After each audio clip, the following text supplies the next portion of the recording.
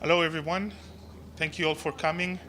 We will have some statements by the Foreign Minister of the State of Israel, His Excellency Eli Cohen, the ambassador, the Israeli ambassador to the UN, Ambassador Gilad Erdan, representatives of two of the families of the hostages, the Israeli hostages in the Gaza Strip.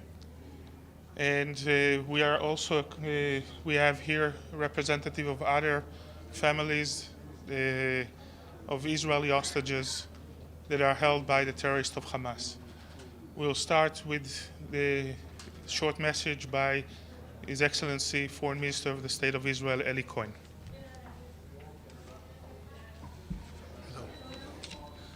I come here today on behalf of the Israeli state and the Israeli people. After the 7th of October, the Black Saturday, with the biggest massacre in the last decades, we're under the Hamas attack. More than 1,400 people murdered. Babies, women, elderly people. We are also here to bring the voice of more than 220 people that kidnapped. I have behind part of their family that joined to the UN Council today. We say clearly and loudly, bring them home. They are civilians. Right now, while we are here, there are children, 2 years old, 3 years old, as hostages by the Hamas. Hamas is worse than ISIS, and like Chancellor Scholz says, they are the new Nazis. There is not two sides at this moment. There is only one side to support in front of the aggression of ISIS.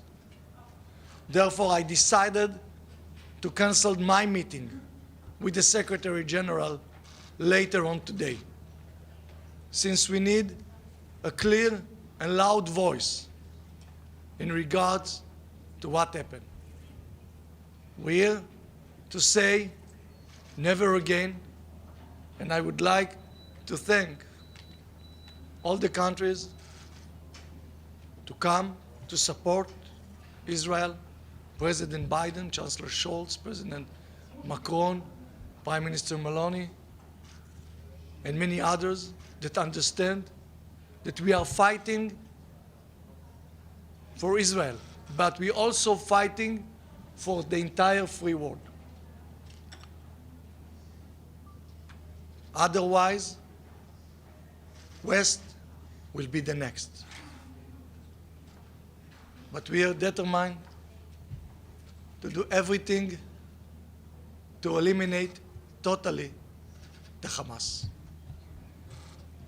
I also ask Qatar, which is financed for more than 10 years, Hamas, which is giving a harbor to the leaders of Hamas, to work to release all the hostages. It's in your hand. You are responsible to them. Do it immediately. Thank you all. I prefer that after me, Ambassador Erdan will say a few words, but then after I think that it's more important to hear the families there. Thank you. Ambassador Erdan. Thank you, Minister Cohen. I would like to salute your decision to cancel your meeting with the Secretary General, and I agree it is more important than all of us that you will hear the families that our loved ones are now being held hostage in Gaza.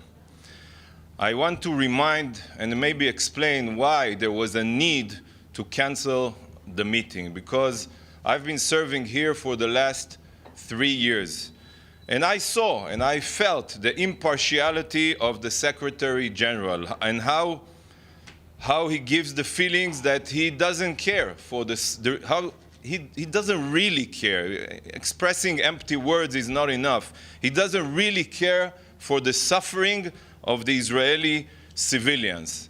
But this morning, when he started his speech at the Security Council by saying that Hamas attacks did not happen in a vacuum, this is really something that every decent person, it should be unfathomable for each and every one of us. Mr. Secretary General, the UN was established to prevent atrocities, to prevent such atrocities like the barbaric atrocities that Hamas committed. But the UN is failing. The UN is failing, and you, Mr. Secretary General, have lost all morality and impartiality. Because when you say those terrible words that these heinous attacks did not happen in a vacuum, you are tolerating terrorism. And by tolerating terrorism, you are justifying terrorism. Hamas, as the minister explained, beheaded babies, burned families, raped women, abducted kids, babies, Holocaust survivors. And the SG is blaming the victim? You are blaming Israel? This is a pure blood libel. This is a pure blood libel, and I think that the Secretary General must resign. Because from now on, every day that he is here in this building, unless he apologizes immediately, today we called him to apologize, there's no justification to the existence of this building. This building was established to prevent atrocities. How can the Secretary General, with his words, justify in any way the terrible atrocities that happened to our civilians, innocent civilians? Thank you very much. Thank you, Foreign Minister. Thank you, Ambassador. Now I call on Rachel Pollin to talk. Rachel's son is held captive by Hamas.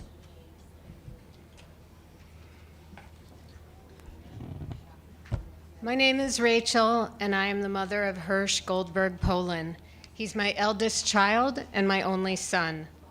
The last time I saw Hirsch was on Friday night, October 6th.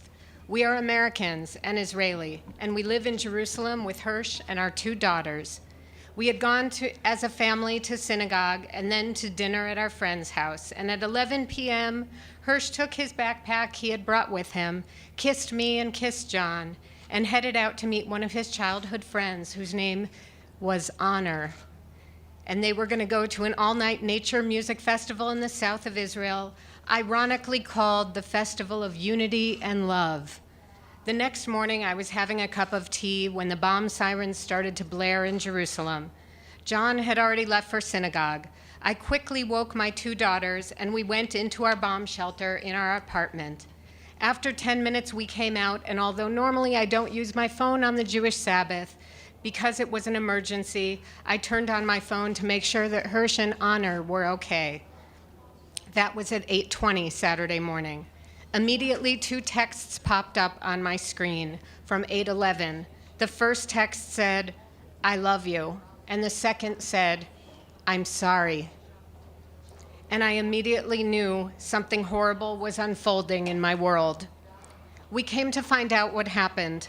When the massacre that ultimately killed close to 300 at that music festival and more than 1,400 people total, when that massacre began, Hirsch, Honor, and 27 others managed to escape to a roadside bomb shelter and hid inside.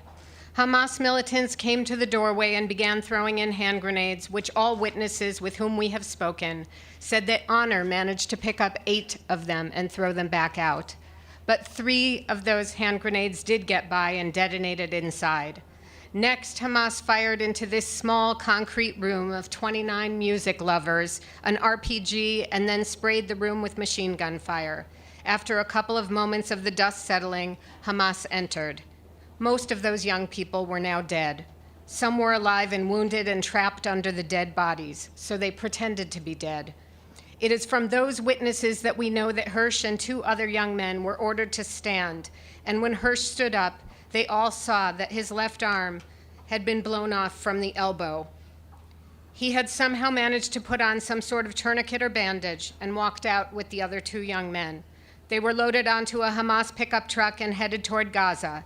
Hirsch's last cell phone signal was found inside of Gaza at 10:25 in the morning on October 7th. And since then, we have been given a video showing Hirsch getting into that truck with a bloody stump where his left arm used to be. And that was 18 days ago, and since then we know nothing. We have begged the Red Cross from all other international humanitarian aid organizations to find out if the hostages, who are from 33 different countries around the world, who were severely wounded like Hirsch, were they treated? The grandmothers, the babies, or 17-year-old Ruth Perez, who has myotonic dystrophy and was stolen from her wheelchair from the music festival without her feeding tube. But our pleas came to no avail. The Red Cross said they were at the border, but they were denied access into Gaza. So here I live, in a different universe than all of you. You are right there. We seem like we live in the same place, but I, like all of the mothers and all of the fathers and wives and husbands and children and brothers and sisters and loved ones of the stolen, we all actually live on a different planet. And the very cruelest of questions each of us is asked every single day without intended malice is, how are you? Well, picture your own mother, and then picture her being told there are only 2 options. You are either dead, or you had your arm blown off and were kidnapped by gunpoint into Gaza and no one knows where you are, or if you bled to death in that pickup truck 18 days ago, or if you died yesterday, or if you died 5 minutes ago. Picture your own mother, and that those are her only 2 options. And that is my answer to you when you ask, how are you? That is how all of us here on our planet feel, this planet of beyond pain, our planet of no sleep, our planet of despair, our planet of tears. There are over 200 hostages being held in Gaza right now. Over 100 of them are from 33 countries. Where is the world? We, the families of the 200 hostages, are far away on our own planet of agony. But where are you? Why is no one crying out for these people to be allowed access to the Red Cross? Why is no one demanding just proof of life? This is a global humanitarian catastrophe. And the hatred being showered on Israel now, I keep being asked by that in all of the press, and I will say 2 things. First, in an article I read, it was so eloquently stated that when you only get outraged when one side's babies are killed, then your moral compass is broken and your humanity is broken. And therefore, in your quiet moments alone, all of us everywhere on planet Earth need to really ask ourselves, do I aspire to be human, or am I swept up in the enticing and delicious world of hatred? This is not a phenomenon unique to Israel or Gaza. This is everywhere on our planet. I understand that hatred of the other, whoever we decide that other is seductive, sensuous, and most importantly, it's easy. Hatred is easy. But hatred is not actually helpful, nor is it constructive. Second, I know that Israel is being cautious, not just because Israel knows there are 200 hostages who were stolen into Gaza on October 7th, but also because Israel knows there are 2 million Palestinian civilians who are trapped in Gaza. And this is why Israel gives warnings to civilians in Gaza to relocate before they strike. But there were no warnings given to the women, the children, the elderly, the music lovers, and the babies on October 7th before the intentional massacres on innocent lives. We all know that war and conflict always ends up hurting the innocent, and that is why war is so brutal, and it is why it's so very devastating. We see that everywhere in our world and everywhere in the history of our world. And a competition of pain, there is never a winner. One thing gave me a whisper of hope from all of the horror on October 7th, because one of the witnesses with whom I spoke told me that when the rocket fire first began and all of those young music-loving hippies went running into the bomb shelter, there was a Bedouin man who was a guard at the kibbutz across the street, and he ran into that same shelter for cover.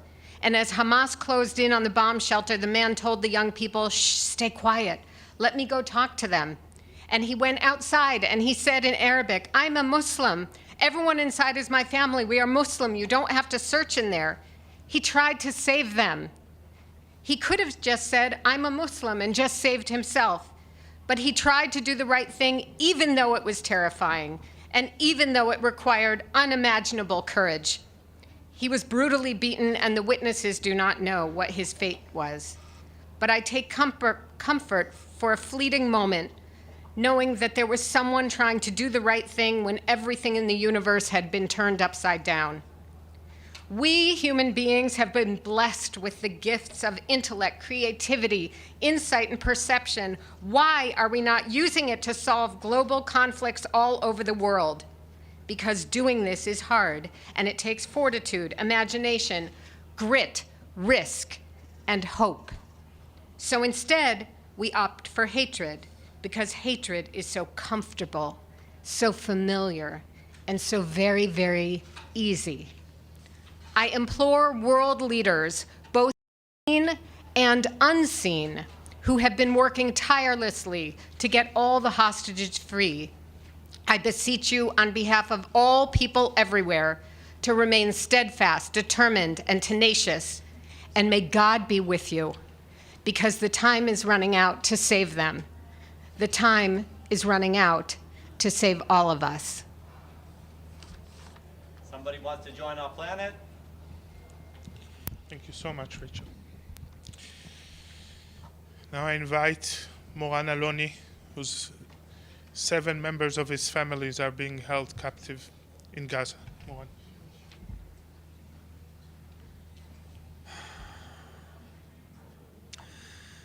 It has been 18 days and 10 hours since I last heard from my sister Sharon when her last text message was, "Help, we're dying."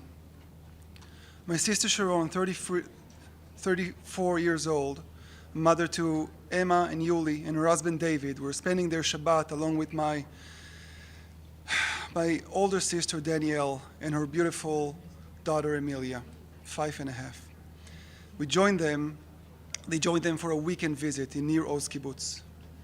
This family weekend ended with hundreds of terrorists entering their house, brutally pulling them out of their shelter and kidnapping my 7 family members to Gaza.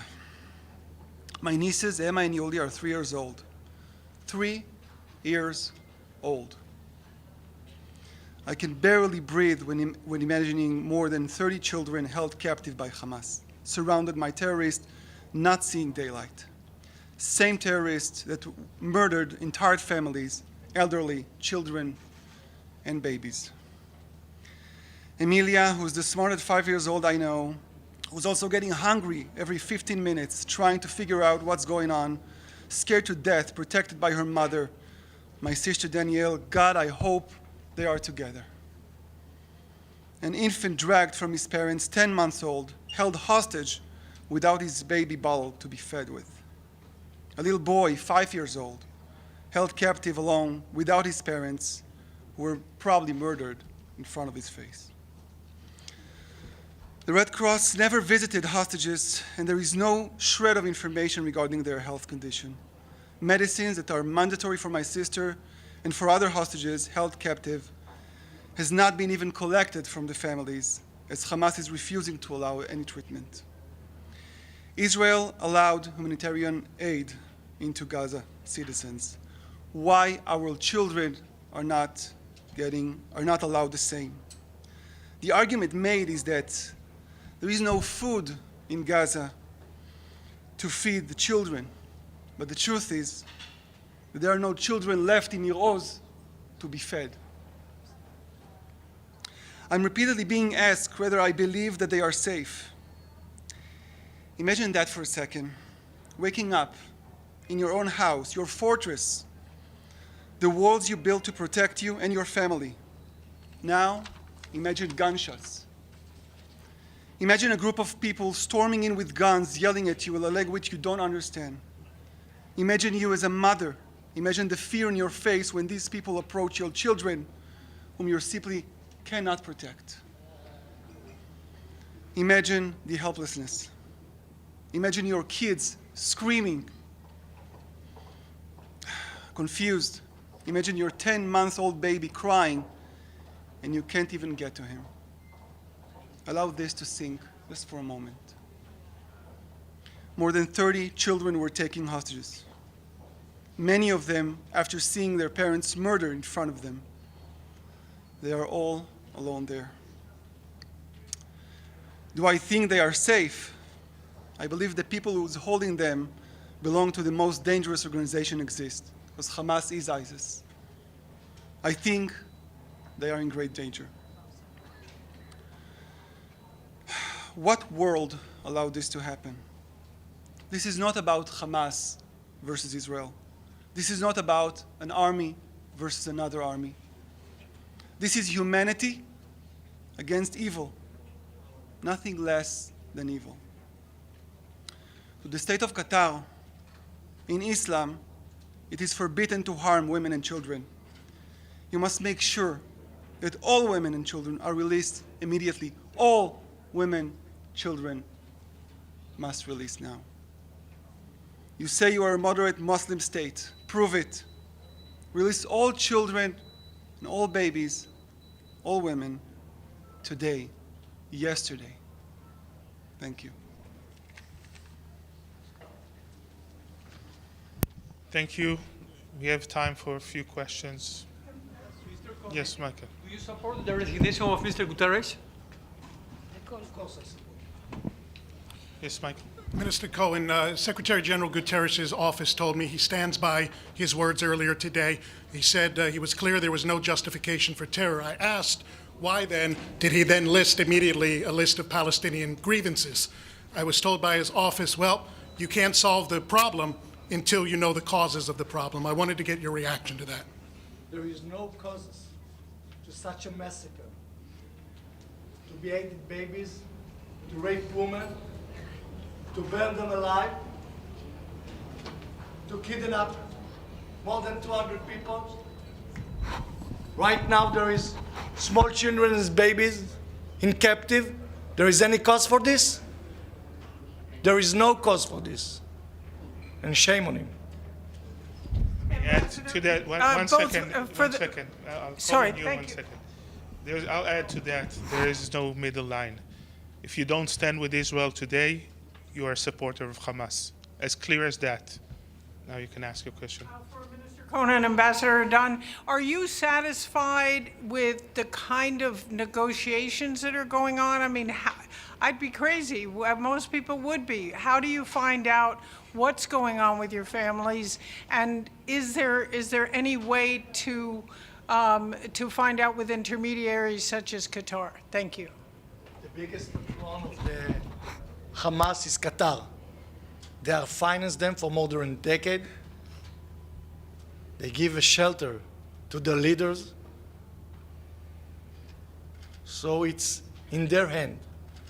And therefore they should act immediately and release all the hostages immediately, today.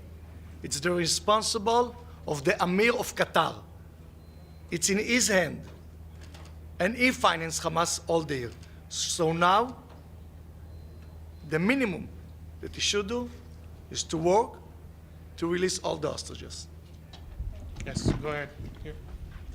Minister, what will be the relations with Israel and the United Nations from now on?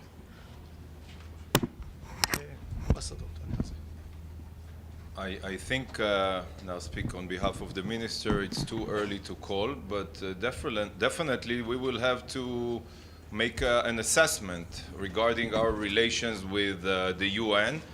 We have been complaining for a long time. The minister knows all the details, how the UN and the UN's representatives who are stationed in Israel, they distort the reality. They don't report what is really happening. They take things out of context. They never report, for example, they refuse to verify our claims, for example, again, about terror attacks, rock throwing, Molotov cocktails, every number coming out of Gaza that we all know is being controlled by the terrorists of Hamas, they embrace as if these were the words of God. Like every number, every argument that comes from Gaza, the UN takes at face value. So this kind of distortions, this kind of moral bankruptcy is unacceptable. And after what the leader of these organizations just said this morning, supporting terrorism, there's no other way to explain it, obviously our government will have to reassess our relations with the UN and its officials that are stationed in our region.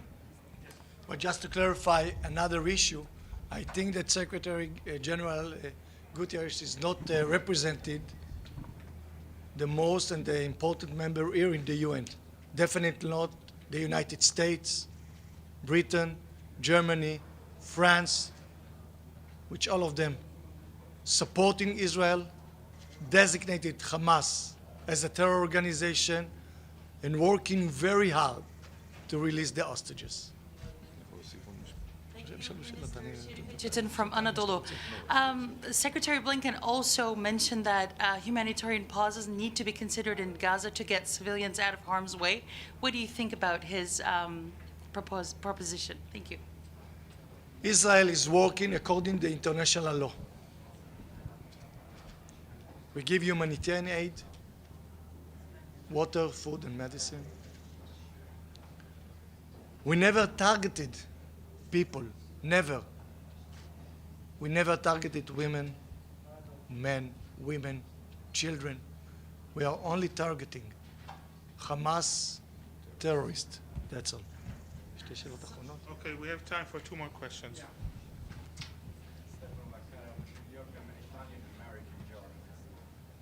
It's about the issue that, with us or against us. We heard this before in the past that didn't work. Can you tell to the opinion of the world, of the public opinion of the world, can you be for the hostage, for the release of the hostage? Can you be for Israel and also don't want Palestinian civilian dead? There are more than 5,000 now. Can you be now today in the world like this? You know that we are protecting our people from rockets. Hamas using people to protect their rockets. We actually give notification in advance in order not to harm civilians. This is not our way. This is not our value. But Hamas are the new Nazis. That's it. You see how they glorify their viciousness, their evilness. Therefore, in this case, there is only one side. One last question.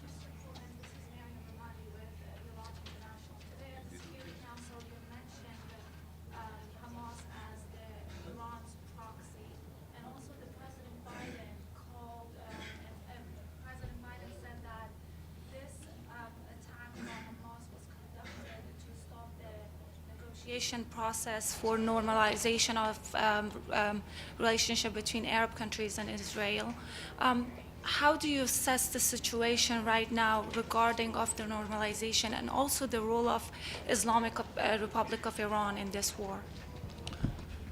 Definitely one of the three objectives of the terror attack was to harm the peace and normalization process in our region.